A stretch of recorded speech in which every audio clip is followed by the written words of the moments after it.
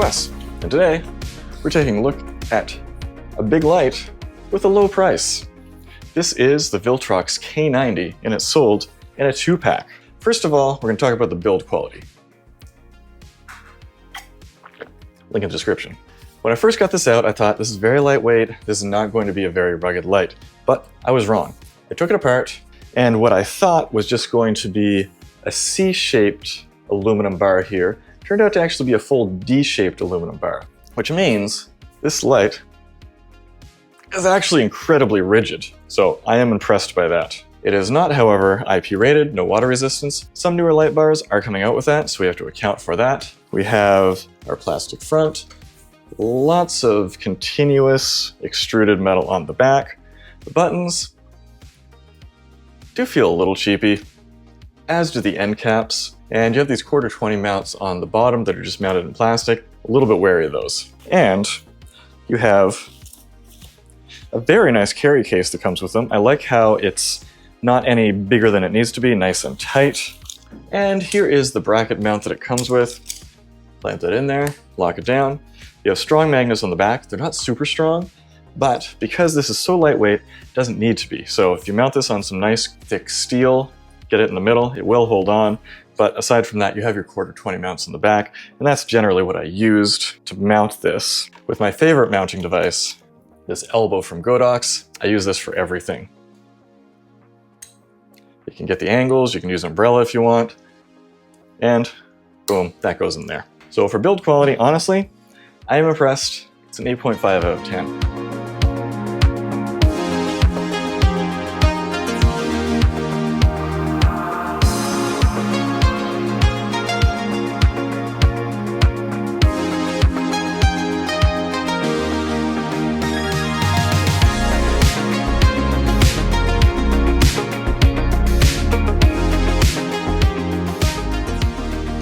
Next up is usability. This is not a pixel light, which I am totally fine with. For the most part, I find pixel lights to be kind of a useless novelty. In actual practice, they're really only useful for like sitting in the back of the frame and looking cool, which ultimately is not that useful.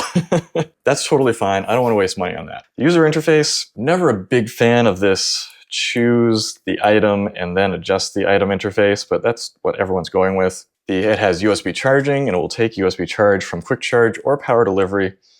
Charges pretty quick. And one of the nice things about this is it's very lightweight, but you do get over an hour of battery life at 100%. I used this to light up the stage at a gig, both of them, one on each side. Had them at 20%, which was plenty bright in the bar, and they lasted for the full 4 hours, no problem. They were showing half when I was done, so tremendous battery life. I don't like it when they throw me in the car. I gave your name as my emergency phone call. They showed their respect for Patty Murphy. That's how they showed their honor and their pride. They said it was a sin and shame that winked at one another.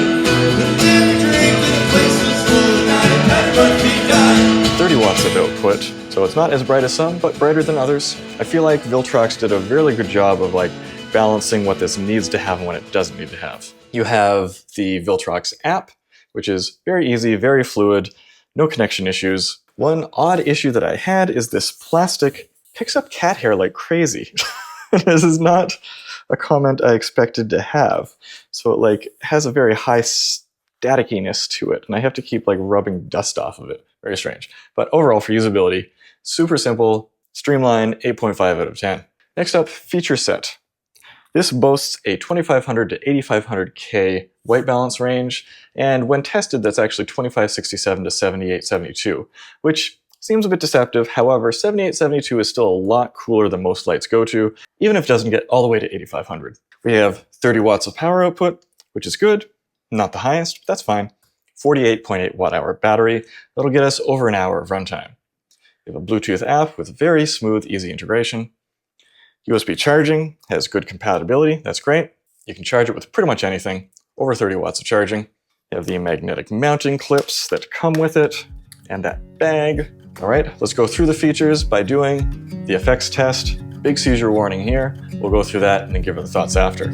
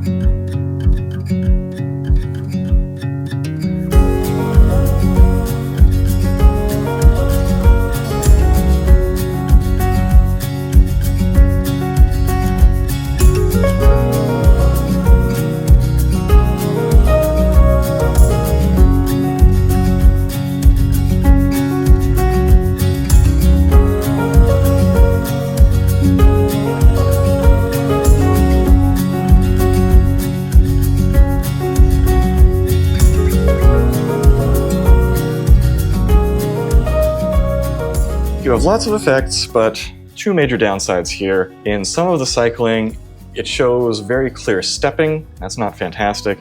And we just have fire and not also a candle. I prefer to have those separate. Fire is a little bit more chaotic. Candle should be a little bit more gentle.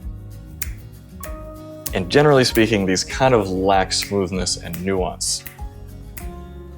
Thankfully though, you can go into most of them and adjust the white balance. That's not the case with all manufacturers, but we don't have the largest amount of effects or the most nuanced effects. We don't have DMX control, which is unusual in a light bar, but not unheard of. And we lack pixel FX, so I'm going to give this an 8 out of 10 for feature set. Light quality, let's have a really close look here. Let's crack out the spectrometer, and we'll see that on the CCT or white spectrum, we're a little bit down the list here. 5600K, we have 96 CRI. At 6500, oddly enough, it goes up to 97.5. That's unusual. Usually goes down as you get cooler. It's hard to produce those skin tones. And then when we went to R9 at 5600K, it's only 84. But again, ironically, it goes up to 93 at 6500, 97 at 2700. Very interesting. Our Kelvin shift, not bad at all. Start at 5600, at 100%, go down to 10, 5691, very tight. And our CCT accuracy is one of the biggest hits. 2700, very accurate, only off by 10. Set to 5600, it's only putting out 5163, poorly calibrated there. Then 6500, slightly worse even. 6500 is actually 5981, so we lose a lot of points there, giving us a white light rating of 77.6%.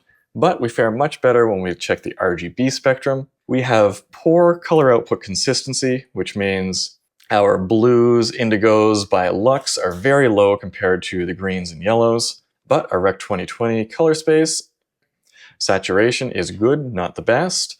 But what is the best is our accuracy. Our color accuracy is now the highest scoring for color accuracy on our chart, which gives us a total of 90.1 for the RGB spectrum, which gives us an average between the two of 8.4 out of 10. Pretty good. Moving on to value, and here's where we're going to gain some points. $300 for a set of 2. That's $150 each.